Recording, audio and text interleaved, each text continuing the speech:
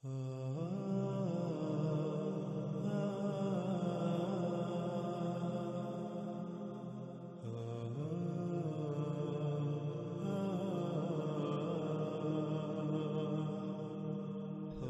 آتے ہیں اس طرف کہ اگر قرآن میں ہر سوال کا جواب موجود ہے تو پھر اس سوال کا جواب بھی ضرور ہونا چاہیے کہ ذی القرنین کون ہے۔ اور ناظرین، اللہ سبحانہ و تعالیٰ نے قرآن میں اس سوال کا جواب ایک نہیں بلکہ کئی مقامات پر بہت ہی صراحت کے ساتھ واضح کر دیا۔ اور ابھی جب حق آپ کے سامنے آئے گا تو آپ کو ان لوگوں کی عقل و ذہانت اور ان کے علم پر حیرانی ہوگی جو دین کے ٹھیکیدار بنے ہوئے تھے اور آج بھی بنے ہوئے ہیں۔ اس کے باوجود وہ اندھے کے اندھے ہیں کہ قرآن میں ایک نہیں دو نہیں بلکہ کئی مقامات پر ذی القرنین کی حقیقت کھول کھول کر بیان کر دی۔ باقاعدہ اس کا کئی مقامات پر نام بھی بتا دیا گیا، نام کے ساتھ اس کا ذکر کیا گیا، لیکن اس کے باوجود یہ لوگ اندھے کے اندھے ہی رہے، ان کو کچھ نظر ہی نہ آیا۔ اس وقت آپ کو سکرین پر سورہ الکہف کی آیت 83 نظر آ رہی ہے، جس میں اللہ سبحانہ و تعالیٰ کا کہنا ہے وَيَسْأَلُونَكَ عَنْ ذِي الْقَرْنَيْنِ قُلْ سَأَتْلُو عَلَيْكُم مِّنْهُ ذِكْرًا۔ وَيَسْأَلُونَكَ یہ 5 الفاظ کا مجموعہ ہے۔ وَيَسْأَلُونَكَ یعنی واو کے معنی اور کے ہیں اور آگے یا کا استعمال ہوا ہے جو خود ہی کا اظہار کرتا ہے، یعنی کہ آگے جس کا ذکر کیا جا رہا ہے وہ ہو رہا ہے، گویا کہ خود ہی ہو رہا ہے۔ اگلا لفظ ہے سالو، جو کہ سال سے ہے۔ سال کہتے ہیں حاجت روائی کے لیے کسی کی طرف لپکنا، اور اس کے ساتھ واو کا استعمال اسے حال کا صیغہ بنا دیتا ہے کہ ایسا ہو رہا ہے، یعنی کوئی حاجت ہے، اس حاجت روائی کے لیے کسی کی طرف لپکا جا رہا ہے۔ اور اگلا لفظ ہے نا، جس کے معنی ہم یعنی اللہ خود اپنا ذکر کر رہا ہے۔ اور پھر اگلا لفظ ہے کا، جس کے معنی تو یعنی جس سے اللہ مخاطب ہے، اللہ کا رسول، اللہ کا بیس کیا ہوا، اللہ کا نمائندہ، جسے اللہ نے انسانوں کی رہنمائی کے لیے کھڑا کیا۔ اللہ جس کی صورت میں انسانوں سے خطاب کر رہا ہے، انسانوں سے کلام کر رہا ہے، انسانوں کو ان کے سوال کا جواب دے رہا ہے۔ اب آتے ہیں ناظرین اس پورے لفظ کی طرف، وَيَسْأَلُونَكَ، اور یہ جو حاجت روائی کے لیے لپکا جا رہا ہے وہ ہماری طرف لپکا جا رہا ہے، ہماری طرف سے تو ہے، تو ان کی حاجت روائی کر، یعنی ان کے سوال کا جواب دے۔ ناظرین ذرا غور کریں، اگر کسی کے پاس علم ہی نہیں تو کیا آپ اس کے پاس اپنا سوال لے کر جائیں گے؟ جو آپ کی حاجت روائی کر ہی نہیں سکتا اور آپ کو علم ہو تو کیا پھر بھی آپ اس کی طرف لپکیں گے اپنی حاجت روائی کے لیے؟ نہیں، بالکل نہیں، بلکہ آپ اسی کی طرف لپکیں گے جس کے بارے میں آپ کا گمان ہوگا کہ یہ آپ کی حاجت روائی کر سکتا ہے، یہ آپ کے سوال کا جواب دے سکتا ہے۔ اب ناظرین ذرا غور کریں کہ پہلی بات، قرآن اللہ کا کلام ہے، یعنی اس قرآن میں جو کچھ بھی ہے یہ اللہ کی اول تا آخر تمام انسانوں سے کی ہوئی گفتگو ہے، جسے اللہ سبحانہ و تعالیٰ نے اس قرآن میں آیات کی صورت میں بطور تاریخ درج کر دیا۔ آیت کی جمع ہے، اور آیت کہتے ہیں پوری شے کا چھپے ہوئے ہونا سوائے اس کے چھوٹے سے حصے کے، چھوٹے سے پہلو کے۔ وہ جو چھوٹا سا حصہ، تھوڑا سا حصہ، چھوٹا سا پہلو سامنے ہوتا ہے اسے عربی میں آیت کہا جاتا ہے۔ جب آیت میں غور کیا جائے، اس کی گہرائی میں جایا جائے تو کیا چھپا دیا گیا تھا وہ سامنے آ جائے گا، یعنی آیت بین ہو جائے گی۔ اب ناظرین آپ خود غور کریں کہ قرآن میں کس کی آیات ہیں، یہ آیات کس نے اتاری؟ کیا اللہ کے علاوہ کوئی اور ایسا ہے جس کی یہ آیات ہوں؟ نہیں، بالکل نہیں۔ قرآن میں اللہ کی آیات ہیں، اللہ نے سب آیات اتاری۔ ناظرین جب یہ آیات اللہ کی ہیں تو پھر اللہ کے علاوہ کس کو علم ہو سکتا ہے کہ اللہ نے ان آیات کے پیچھے کیا چھپایا ہے؟ جو نظر آ رہا ہے اس کی اصل حقیقت کیا ہے؟ اللہ کے علاوہ کون ہے جو ان آیات کو بیان کر سکتا ہے، یعنی ہر لحاظ سے کھول کھول کر واضح کر سکتا ہے۔ جب یہ اللہ کی آیات ہیں تو اللہ کے علاوہ کوئی بھی یہ جواب نہیں دے سکتا کہ ان آیات کے پیچھے کیا چھپا دیا گیا، ان آیات کی اصل حقیقت کیا ہے، ان آیات کو بیان کیسے کیا جا سکتا ہے۔ اور اسی وجہ سے اللہ سبحانہ و تعالیٰ نے اس آیت کے شروع میں ہی کہا کہ یہ جو سوال کیا جا رہا ہے یہ سوال ہم سے ہے، یعنی یہ سوال اللہ سے کیا جا رہا ہے، صرف اور صرف ہم ہی یعنی اللہ ہی اس کا جواب دے سکتا ہے۔ اور ہم یعنی اللہ کون ہے اور ہم یعنی اللہ کیسے جواب دیتا ہے، اسی کا اللہ سبحانہ و تعالیٰ نے آگے جواب دے دیا۔ کہ تو ہماری طرف سے ان کے سوال کا جواب دے، یا یہ بھی کہہ سکتے ہیں کہ اللہ کہہ رہا ہے ہم تیری صورت میں ان کے سوال کا جواب دے رہے ہیں۔ اللہ اپنے رسول کو کہہ رہا ہے کہ تو ان کے سوال کا جواب دے۔ ناظرین، اب سوال یہ پیدا ہوتا ہے کہ آخر سوال ہے کیا؟ کون سا سوال ہے جو گویا کہ خود ہی کیا جا رہا ہے، جس کے جواب کے لیے لوگوں کی طرف لپکا جا رہا ہے، یہ سمجھ کر کہ ان کے پاس ان کے سوال کا جواب ہے؟ تو آیت کے اگلے حصے میں یہ بھی بالکل واضح کر دیا کہ سوال کیا ہے۔ ان ذی القرنین، ذی القرنین کے بارے میں۔ قرنین یعنی دو قرن، اور ذی القرنین کے معنی ہیں وہ شخص جسے دو مخصوص قرن حاصل تھے۔ یعنی جو سوال کیا جا رہا ہے، جس کے جواب کے لیے کسی کی طرف لپکا جا رہا ہے، وہ سوال دو قرن والے کے بارے میں ہے کہ یہ دو قرن والا کون ہے۔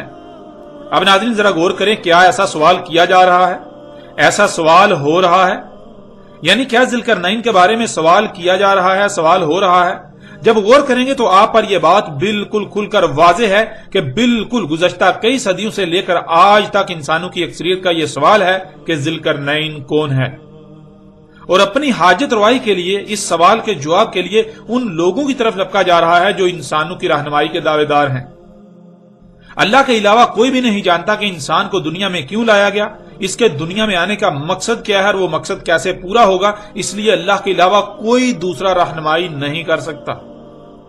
اور اللہ کیسے رہنمائی کرتا ہے، یہ بھی اللہ سبحانہ و تعالیٰ نے قرآن میں کئی مقامات پر بالکل واضح کر دیا کہ تم انسان چونکہ بشر ہو تو تم ہی میں سے کسی بشر کا انتخاب کر کے اللہ اس بشر کے ذریعے انسانوں کی رہنمائی کرتا ہے، انسانوں کے سوالات کے جوابات دیتا ہے، اور اسی کا فائدہ اٹھاتے ہوئے بہت سے انسان بھی انسانوں کی رہنمائی کے دعوے دار بن جاتے ہیں، جو طرح طرح کے القابات سے جانے اور پہچانے جاتے ہیں۔ یعنی وہ زمین پر انسانوں کے درمیان خود کو اللہ کے نمائندے ظاہر کرتے ہیں، خواہ وہ اس بات کا اقرار و اظہار کریں یا نہ کریں۔ انہوں نے اصل کا رستہ روکنے کے لیے ایسے ایسے اصول و قوانین گڑھ کر پھیلا رکھے ہوتے ہیں کہ وہ خود عملی طور پر اللہ کی نمائندگی کے دعوے دار تو بنے ہوتے ہیں، لیکن زبان سے اس کا اقرار نہیں کرتے، کیونکہ اگر زبان سے اس بات کا اقرار کریں گے تو اپنے ہی فتووں کی زد میں آ جائیں گے، اور انسان ان کی پھیلائی ہوئی جہالت کی وجہ سے ان پر ٹوٹ پڑیں گے، اور یہی وہ نہیں چاہتے کہ ان کا پردہ چاک ہو، ان کی حقیقت کیا ہے انسانوں کے سامنے آئے۔ یوں وہ زبان سے اس بات کا تو اقرار نہیں کرتے، مگر عملاً اللہ کے نمائندے ہونے کے دعوے دار بنے ہوتے ہیں۔ اور جس معاملے میں انسانوں کی رہنمائی اللہ کے علاوہ کوئی دوسرا نہیں کر سکتا، تو انسان ان لوگوں کو اللہ کا نمائندہ تصور کرتے ہوئے اپنے سوال کے جواب کے لیے، اپنی حاجت روائی کے لیے ان کی طرف لپکتے ہیں اور لپک رہے ہیں۔ اور یہی اللہ سبحانہ تعالیٰ نے اس آیت کے شروع میں کہا کہ یہ جو سوال کے جواب کے لیے، اپنی حاجت روائی کے لیے لپکا جا رہا ہے، انسان اپنی حاجت روائی کے لیے، سوال کے جواب کے لیے لپک رہے ہیں، وہ ہماری طرف لپک رہے ہیں۔ انسانوں کا سوال ہم سے ہے، یعنی اللہ سے ہے۔ وہ ان علماء، حضرت، شیخ، علامہ، مفتی وغیرہ سمیت طرح طرح کے القابات سے معروف طبقے کی طرف اس لیے لپکتے ہیں، ان سے رجوع اس لیے کرتے ہیں، ان کی طرف اپنی حاجت روائی کے لیے اس لیے بڑھتے ہیں کیونکہ انسان انہیں اللہ کا نمائندہ سمجھتے ہیں، اور حقیقت یہ ہے کہ یہ لوگ اللہ کے نمائندے نہیں ہیں۔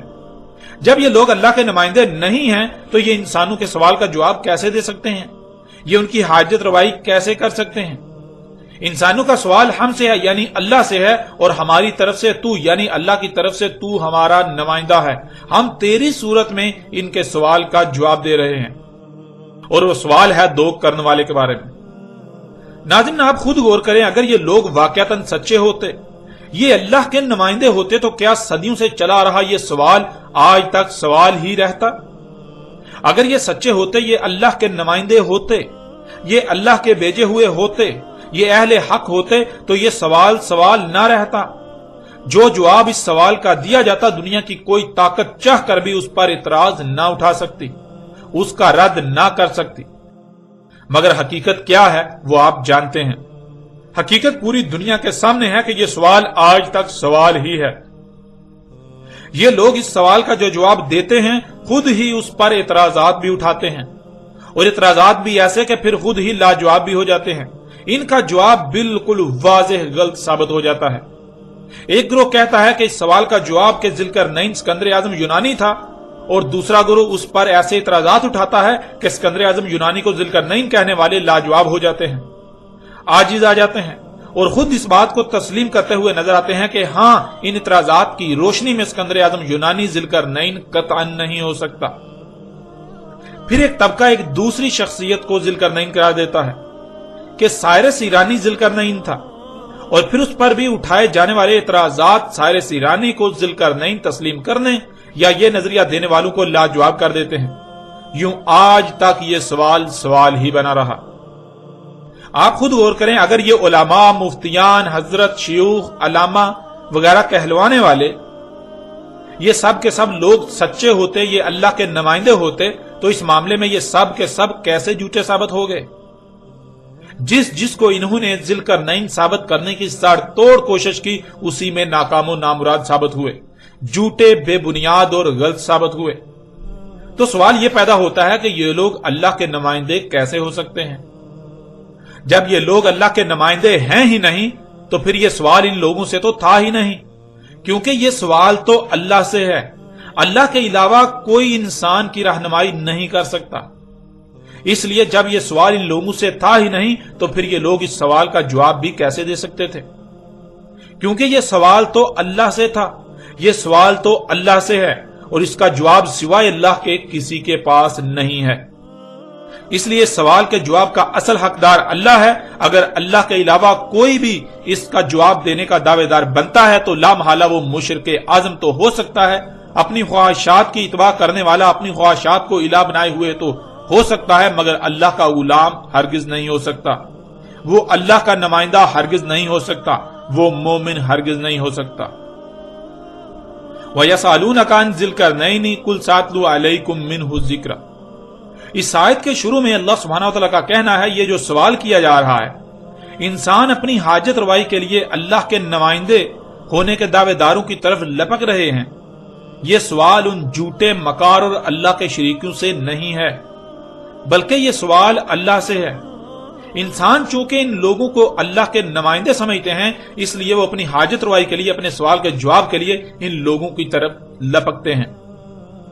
اس لیے یہ سوال ان سے نہیں بلکہ یہ سوال اللہ سے ہے، اور اللہ تیری صورت میں ان کے اس سوال کا جواب دے گا۔ سوال ہے ذوالقرنین یعنی دو کرن والے کے بارے میں کہ دو کرن والا کون ہے۔ آگے اللہ سبحانہ تعالیٰ کا کہنا ہے، قُلْ سَأَتْلُو عَلَيْكُمْ مِنْهُ الذِّكْرَ۔ انہیں جواب دو، کہو انہیں ابھی تلاوہ کر رہا ہوں تم پر اس سے یاد دہانی، یعنی جو تمہیں بلا دیا گیا۔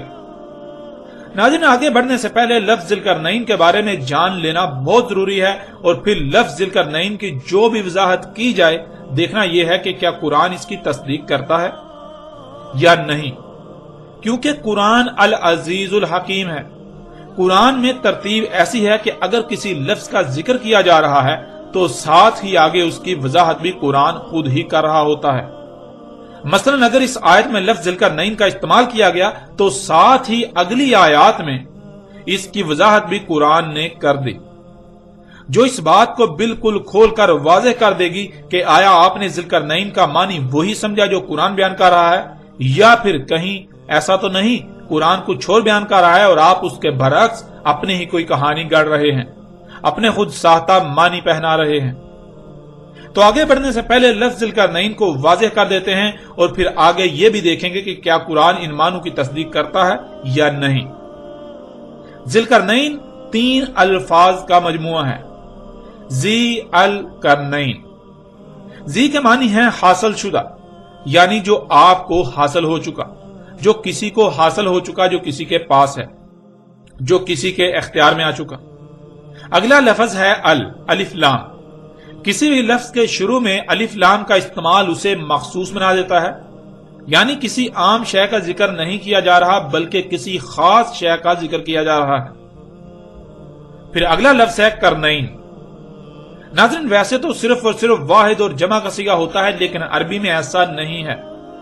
اللہ سبحانہ وتعالیٰ نے ہر شے سے اس کا جوڑا بنایا، تو عربی میں جوڑے کا صیغہ بھی پایا جاتا ہے جسے تثنیہ کہا جاتا ہے، یعنی واحد، تثنیہ اور جمع۔ عربی میں 3 صیغے استعمال ہوتے ہیں۔ کرنین تثنیہ کا صیغہ ہے، یعنی جوڑے کا صیغہ، اور اس کا واحد کرن ہے۔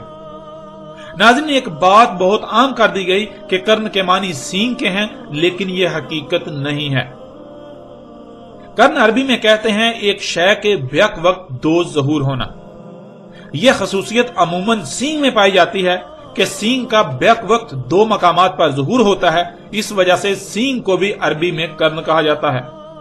لیکن اس آیت میں نہ صرف دو کرن کا ذکر کیا جا رہا ہے بلکہ شروع میں ال کا استعمال کیا گیا، جس کا مطلب ہے کہ یہاں کسی عام دو کرن کا ذکر نہیں بلکہ خاص دو کرن کا ذکر کیا جا رہا ہے۔ یہ کوئی مخصوص دو کرن ہے، اور پھر یہ بات بھی کسی سے ڈکی چھپی نہیں ہے کہ سورج کے مقام طلوع یا مقام غروب کو عربی میں کرن کہا جاتا ہے، اور اسی وجہ سے کرن کہا جاتا ہے کیونکہ سورج جہاں آپ کو غروب ہوتا ہوا نظر آ رہا ہوتا ہے وہیں سے وہ ایک دوسری قوم پر طلوع ہوتا ہوا بھی نظر آ رہا ہوتا ہے، یعنی سورج کے بیک وقت اس مقام پر دو ظہور ہوتے ہیں۔ اس وجہ سے سورج کے مقام طلوع یا مقام غروب کو کرن کہا جاتا ہے۔ اب ناظرین ذرا غور کریں، جہاں آپ کو سورج غروب ہوتا ہوا نظر آ رہا ہے وہیں سے زمین کے دوسری طرف کے لوگوں کو ان پر طلوع ہوتا ہوا نظر آ رہا ہوتا ہے۔ یوں یہ ایک ہی مقام پر بیک وقت سورج کے دو ظہور ہوتے ہیں، جسے عربی میں کرن کہا جاتا ہے۔ یوں یہ ایک کرن ہو گیا، اور جہاں آپ کو طلوع ہوتا ہوا نظر آ رہا ہوتا ہے تو وہیں سے وہ ایک دوسری قوم یعنی زمین کے دوسری طرف کے لوگوں کو غروب ہوتا ہوا نظر آ رہا ہوتا ہے۔ یوں ایک یہ مقام جہاں سورج کے بیک وقت دو ظہور ہوتے ہیں، ایک کرن یہ بن گیا۔ ان دونوں کو عربی میں دو کرن یعنی کرنین کہا جائے گا، اور یہ کرنین عام کرنین نہیں ہیں بلکہ یہ دو خاص کرن ہیں، یہ خاص کرنین ہیں، اس لیے انہیں عربی میں جب لکھا جائے گا تو الکرنین کہا اور لکھا جائے گا۔ اب آئیں لفظ ذوالقرنین کی طرف۔ ذوالقرنین کسی شخصیت کا نہ تو لقب ہے اور نہ ہی کنیت، بلکہ یہ اسم ہے، اور اسم کہتے ہیں صلاحیتوں، خصوصیات و صفات کو جو کسی میں موجود ہوتی ہیں۔ اردو میں اسم کا ترجمہ نام کیا جاتا ہے، یا عربوں کی اکثریت اسم سے مراد نام لیتی ہے، جو کہ بالکل غلط العام ہے۔ قرآن میں اس مقام پر جس شخصیت کو ذوالقرنین کہا جا رہا ہے اسے لوگ ذوالقرنین لفظ سے نہیں جانتے پہچانتے تھے، بلکہ وہ شخصیت دنیا میں کسی اور لقب یا کنیت یعنی نام سے جانی پہچانی جاتی تھی۔ ذوالقرنین لفظ صرف اور صرف اللہ سبحانہ و تعالیٰ نے قرآن میں استعمال کیا، اور یہ آیت ہے، بین نہیں ہے۔ یعنی اس لفظ کا استعمال اس لیے کیا گیا کیونکہ یہ لفظ اپنے اندر بہت سی تفصیلات سموئے ہوئے ہیں۔ ان تفصیلات کو اگر کم سے کم وقت اور کم سے کم الفاظ یا چھوٹے سے چھوٹے لفظ میں بیان کیا جا سکتا تھا تو وہ صرف اور صرف یہی ایک لفظ تھا۔ اللہ الحکیم ہے، اس لیے اس لفظ کا استعمال اللہ کی حکمت ہے۔ قرآن اللہ کا کلام ہے، اور ذوالقرنین خالص عربی کا لفظ، جسے اسی وجہ سے اللہ سبحانہ وتعالیٰ نے اس قرآن میں استعمال کیا کہ کوئی ایسی شخصیت جسے یہ دو کرن حاصل ہوئے اس کا ذکر کیا جا رہا ہے، ایسی شخصیت جسے زمین کے مغرب و مشرق تک حاصل ہوئے۔ یعنی اگر آپ یہ کہیں کہ فلاں کی حکومت مغرب تک ہے، یعنی جہاں تم سورج غروب ہوتا ہوا دیکھتے ہو وہاں تک ہے، تو آپ چلتے جائیں اس مقام پر پہنچنے کے لیے، تو آپ اس مقام تک نہیں پہنچ پائیں گے کہ خشکی ختم ہو جائے گی اور سورج آپ کو اتنا ہی آگے غروب ہوتا ہوا نظر آئے گا۔ بالکل اسی طرح مشرق کی طرف بھی کہا جائے تو مطلب یہ ہے کہ زمین کے چپے چپے کا اختیار جس شخصیت کو حاصل تھا، جس شخصیت کو زمین کے مغرب و مشرق تک کا اقتدار حاصل ہوا تھا، جس شخصیت کو زمین کے یہ دونوں کرن حاصل تھے، اسے قرآن میں اللہ سبحانہ و تعالی نے ذوالقرنین کہا۔ یہ ہے ناظرین لفظ ذوالقرنین کے معنی۔ ذوالقرنین یعنی ایسی شخصیت جسے دو مخصوص کرن حاصل تھے، اور وہ دو مخصوص کرن کون سے ہیں؟ ایک وہ مقام جہاں آپ کو سورج غروب ہوتا ہوا نظر آتا ہے، دوسرا وہ مکان جہاں آپ کو سورج طلوع ہوتا ہوا نظر آتا ہے۔ وہ شخصیت جسے زمین کے مغرب و مشرق تک کا اقتدار دیا گیا، مکن دیا گیا، اختیار دیا گیا، حکومت دی گئی، اسے اللہ سبحانہ و تعالی نے قرآن کے اس مقام پر ذوالقرنین کہا۔ اب ناظرین سوال یہ پیدا ہوتا ہے کہ آخر وہ شخصیت کون تھی، اس کا نام کیا تھا؟ یعنی ذوالقرنین کس کو کہا گیا، وہ شخص کون تھا؟ کیا قرآن اس شخصیت کا نام بتانے سے عاجز ہے؟ قرآن اس شخصیت کا نام نہیں بتاتا، اس پر خاموش ہے؟ جو آج تک اس سوال کے جواب کے لیے قرآن کو ترک کر کے قرآن کے برعکس اور کتابوں یا تاریخ کی طرف رجوع کیا جاتا رہا۔ اور آپ یہ بات جان کر چونک جائیں گے کہ کیسے قرآن اس شخصیت کا نام بتاتا ہے۔ آپ پیچھے یہ بات جان چکے کہ قرآن میں کوئی ایک بھی شے ایسی نہیں کہ جسے صرف ایک ہی پہلو سے بیان کر کے چھوڑ دیا گیا، بلکہ نہ صرف قرآن میں ہر موضوع پر بات کی گئی، بلکہ جس موضوع پر بھی بات کی گئی تو اس پر قرآن میں مختلف مقامات پر بات کی گئی، ایک سے زائد مقامات پر اس پر ہر پہلو سے بات کی گئی۔ ایک مقام پر اس کا کسی ایک پہلو سے ذکر کیا گیا تو دوسرے مقام پر کسی دوسرے پہلو سے اس پر بات کی گئی۔ اسی طرح باقی مقامات پر بھی مختلف پہلو سے اس طرح بیان کی گئی، یہاں تک کہ ہر پہلو سے اس بات کو، اس شے کو سامنے نہیں لے آیا گیا۔ ناظرین، بالکل اسی طرح اس مقام پر قرآن میں ایک شخصیت کا ذکر کیا جا رہا ہے تو اس مقام پر اس کا ایک پہلو سے ذکر کیا جا رہا ہے۔ اسی شخصیت کا قرآن میں کسی دوسرے مقام پر دوسرے پہلو سے ذکر کیا گیا، کسی تیسرے مقام پر تیسرے پہلو سے، اور اس وقت تک مختلف مقامات پر مختلف پہلو سے بات کی گئی جب تک یہ بات واضح نہیں ہو گئی کہ وہ شخصیت کون ہے۔ جب تک کہ ہر لحاظ سے واضح نہیں کر دیا گیا وہ شخصیت کون ہے، تب تک ہر پہلو سے قرآن میں مختلف مقامات پر اس کے بارے میں بات کی گئی۔ اور جب یہ بات آپ پر واضح ہو جائے گی کہ وہ شخصیت کون ہے تو آپ پر یہ بات بھی بالکل واضح ہو جائے گی کہ سوال اس وقت بنی اسرائیل کی طرف سے ہی تھا، لیکن انہوں نے اس وقت جب سوال کیا تو لفظ ذوالقرنین کا استعمال نہیں کیا تھا، بلکہ انہوں نے اس شخصیت کا وہی نام استعمال کیا جس نام سے وہ شخصیت جانی پہچانی جاتی تھی۔ مگر قرآن میں اللہ سبحانہ وتعالی نے اس کے لیے لفظ ذوالقرنین کا استعمال کیا، اور اس بات کی وضاحت بھی اسی آیت میں موجود ہے۔ قُلْ سَأَتْلُو عَلَيْكُمْ مِنْهُ ذِکْرًا۔ ناظرین، ذکر کہتے ہیں جسے بھول چکے اسے یاد کرنے کو، اور بھولا اسے جاتا ہے جو پہلے یاد ہو یا یاد کروا دیا گیا ہو۔ اس آیت میں آپ بالکل واضح الفاظ میں دیکھ سکتے ہیں کہ اللہ کہہ رہا ہے انہیں کہو ابھی تلاوہ کر رہا ہوں، یعنی پوری ترتیب کے ساتھ کھول کھول کر تم پر واضح کر رہا ہوں اس سے جو تمہیں یاد تو کروا دیا گیا تھا مگر تم بھول چکے، جو تمہیں یاد تو تھا مگر تم بھول چکے۔ یعنی جب یہ قرآن اتارا گیا تب ہر کسی کو علم تھا کہ ذوالقرنین کس شخصیت کو کہا جا رہا ہے۔ اس وقت یہ سوال تھا ہی نہیں کہ ذوالقرنین کون ہے، بلکہ اس وقت جس شخصیت پر اعتراض تھا اس کے بارے میں پوچھا جا رہا تھا کہ آیا وہ مومن تھی یا مشرک۔ تو جب واضح کیا گیا کہ وہ مشرک نہیں بلکہ مومن شخصیت تھی، تب اس شخصیت کے بارے میں اس قرآن میں لفظ ذوالقرنین کا استعمال کیا گیا۔ اور یہی وہ وجہ تھی جس وجہ سے اس وقت کسی نے یہ نہیں کہا تھا کہ ذوالقرنین کون ہے، بلکہ یہ سوال تو بعد میں جا کر کھڑا ہوا جو آج تک چلا رہا ہے، اور آج اس سوال کا جواب پہلی بار دیا جا رہا ہے جو کہ ذوالقرنین کے بارے میں ہے۔ اب دیکھتے ہیں کہ قرآن آگے کیا کہتا ہے، اس سوال کا کیا جواب دیتا ہے۔ آگے اللہ سبحانہ تعالیٰ کا کہنا ہے اِنَّا مَكَنَّا لَهُ فِي الْأَرْضِ، اس میں کچھ شک نہیں مکن دیا تھا ہم نے اس کو، یعنی اختیار و اقتدار دیا تھا ہم نے اس کو زمین میں۔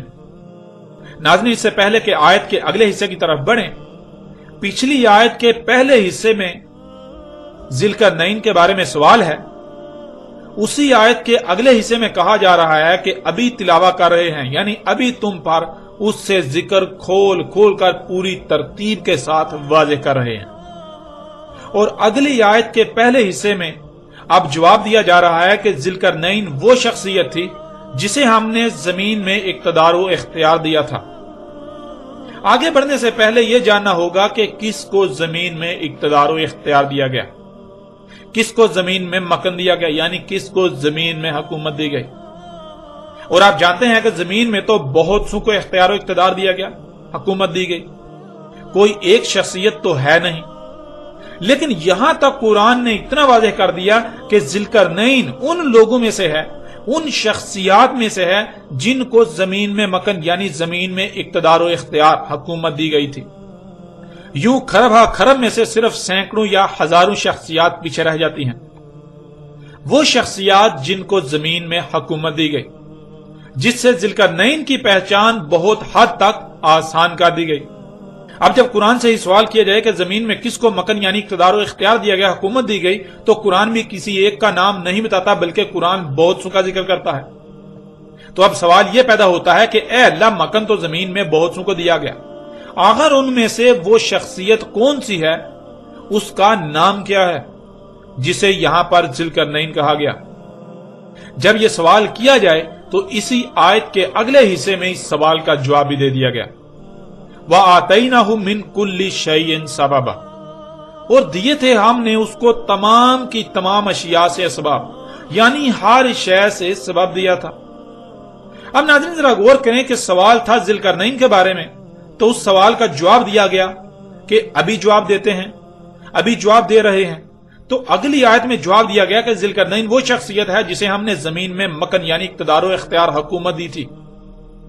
لیکن یہاں پھر سوال پیدا ہوا کہ زمین میں حکومت تو بہت زیادہ شخصیات کو حاصل ہوئی، آخر ان میں سے وہ کون سی شخصیت ہے، اس کا نام کیا ہے؟ تو آگے اس سوال کا جواب بھی دے دیا گیا کہ وہ شخصیت ہے جسے ہم نے ہر شے سے اسباب دیے تھے، من کلی شیء سے دیا گیا۔ اب اللہ سبحانہ و تعالیٰ سے سوال ہے کہ وہ کون سی شخصیت ہے جسے من کلی شیء یعنی ہر شے سے دیا گیا، تو اللہ سبحانہ و تعالیٰ نے اس سوال کا جواب بھی قرآن میں رکھ دیا۔ اب قرآن میں لفظ من کلی شیء کو تلاش کریں، جب قرآن میں لفظ کلی شیء کو تلاش کیا جائے تو 126 مقامات پر آپ کو لفظ کلی شیء ملے گا، اور ان میں سے من کلی شیء کو تلاش کیا جائے تو صرف 6 مقامات پر من کلی شیء کے الفاظ ملیں گے۔ ان 6 مقامات پر کسی کو من کلی شیء سے دیا گیا، اس کا ذکر 3 مقامات پر ملے گا۔ پہلا مقام یہی سورہ الکہف کا مقام ہے جو کہ سوال ہے، اور دوسرا مقام سورہ نمل کی آیت نمبر 16 ہے، جس میں سلیمان علیہ السلام کا ذکر کیا جا رہا ہے، اور سلیمان علیہ السلام خود اس بات کا اقرار کر رہے ہیں کہ انہیں من کلی شیء سے دیا گیا۔ پھر تیسرا مقام سورہ نمل ہی کی آیت نمبر 23 ہے، جس میں ایک عورت کے بارے میں کہا گیا جسے ملکہ سبا کے نام سے جانا جاتا ہے، اسے من کلی شیء سے دیا گیا۔ تو ناظرین سوال تھا کہ وہ شخصیت کون ہے، اس کا نام کیا ہے جس کو من کلی شیء سے دیا گیا؟ تو قرآن نے صرف اور صرف 2 ہی شخصیات کا ذکر کیا، ان میں سے پہلی شخصیت ایک مرد اور دوسری شخصیت ایک عورت ہے۔ اللہ سبحانہ و تعالیٰ نے مرد کا باقاعدہ نام بیان کیا کہ وہ سلیمان علیہ السلام ہیں، اور عورت کا نام بیان نہیں کیا۔ اور ویسے بھی ذوالقرنین ایک مرد تھے نہ کہ عورت، تو اگر ذوالقرنین ہیں تو وہ اللہ سبحانہ و تعالیٰ کے کلام قرآن کے مطابق سلیمان علیہ السلام ہیں۔ سلیمان علیہ السلام ہی وہ شخصیت ہیں جسے زمین کے انگ انگ پر اقتدار و اختیار دیا گیا، زمین کے انگ انگ میں حکومت دی گئی، جنہیں زمین کے دونوں مخصوص قرن حاصل تھے، یعنی زمین کے مغرب و مشرق تک ان کی حکومت تھی۔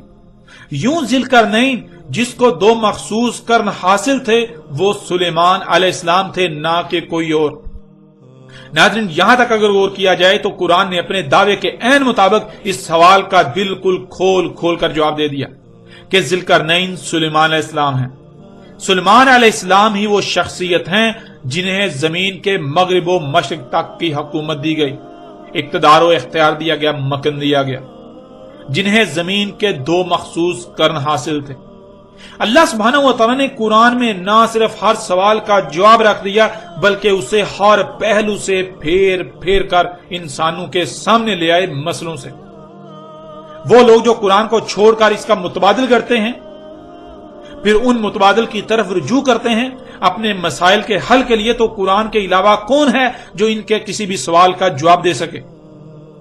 اگر کوئی ہے تو جائیں اس سے جواب حاصل کر لیں اگر یہ لوگ سچے ہیں۔ اب آپ خود غور کریں کہ جب اللہ سبحانہ وتعالی نے اس قدر آسان اور واضح الفاظ میں اس سوال کا جواب قرآن میں دے دیا، تو پھر وہ لوگ جو آج تک قرآن کی ترجمانی کے دعوے دار بنے ہوئے تھے اور بنے ہوئے ہیں، جو اللہ کی نمائندگی کے دعوے دار بنے ہوئے تھے اور بنے ہوئے ہیں، اپنے نام کے ساتھ بڑے بڑے القابات لگاتے ہیں، اونچی اونچی مسندوں پر بیٹھتے ہیں، اور لوگوں کے مال سے اپنی اور اپنی ذریت کے پیٹ پالتے ہیں، دین کا لبادہ اوڑھ کر دین کے ساتھ ہی کھلواڑ کرتے ہیں۔ ان کی حقیقت کیا ہے آج آپ کے سامنے ہے۔ ان کو کس نے یہ اختیار دیا کہ جو یہ آج تک کہتے آئے کہ قرآن میں ذوالقرنین کا ذکر تو آیا ہے لیکن یہ نہیں بتایا گیا کہ ذوالقرنین کون ہے، یہ ان کو کس نے اختیار دیا؟ کیا یہ لوگ سچے ہیں اور قرآن جھوٹا ہو گیا؟ اللہ جھوٹا اور یہ لوگ سچے ہیں؟ ان لوگوں نے کس طرح اللہ پر اور قرآن پر بہتان تراشی کی؟ ان لوگوں نے کس طرح اللہ پر بہتان باندھنے کی جرت کی؟ ان لوگوں نے کس طرح قرآن پر بہتان عظیم باندھنے کی جرت کی؟ ناظرین، آپ جان چکے ہیں کہ اللہ سبحانہ وتعالی نے سورہ الکہف کی ان آیات میں بالکل واضح الفاظ میں بتا دیا کہ ذوالقرنین کون تھا۔ وَيَسْأَلُونَكَ عَنْ ذِلْقَرْنَيْنِ، سوال کیا جا رہا ہے ذوالقرنین کے بارے میں، اور آگے کیا کہا جا رہا ہے؟ قُلْ سَأَتْلُو عَلَيْكُم مِّنْهُ ذِکْرًا، آگے کہا جا رہا ہے کہ ان کو کہو ابھی تم پر تلاوت کر رہے ہیں، کھول کھول کر واضح کر رہے ہیں اس سے ذکر، اس سے یاد دہانی، یعنی کہ ذوالقرنین کون ہے ابھی بتا رہے ہیں۔ اور پھر آگے بتایا جا رہا ہے اِنَّا مَكَنَّا لَهُ فِي الْأَرْضِ، اس میں کچھ شک نہیں ذوالقرنین وہ تھا جسے ہم نے مکن دیا تھا زمین میں اقتدار و اختیار دیا تھا۔ اب جب غور کیا جائے تو بہت سی شخصیات ایسی سامنے آتی ہیں جن کو زمین میں اقتدار و اختیار دیا گیا، زمین میں مکن دیا گیا۔ اس لیے یہاں یہ سوال پیدا ہوتا ہے کہ آخر ان میں سے وہ کون سی شخصیت تھی جسے ذوالقرنین کہا گیا؟ تو آگے اسی سوال کا جواب اللہ سبحانہ وتعالی نے دے دیا، وَآتَيْنَهُ مِن كُلِّ شَيْءٍ سَبَبًا، ذوالقرنین وہ شخصیت تھی جسے نہ صرف زمین میں مکن دیا گیا بلکہ اس سے تمام کی تمام اشیاء سے اسباب دیے گئے، اسے من کل شیء سے دیا گیا۔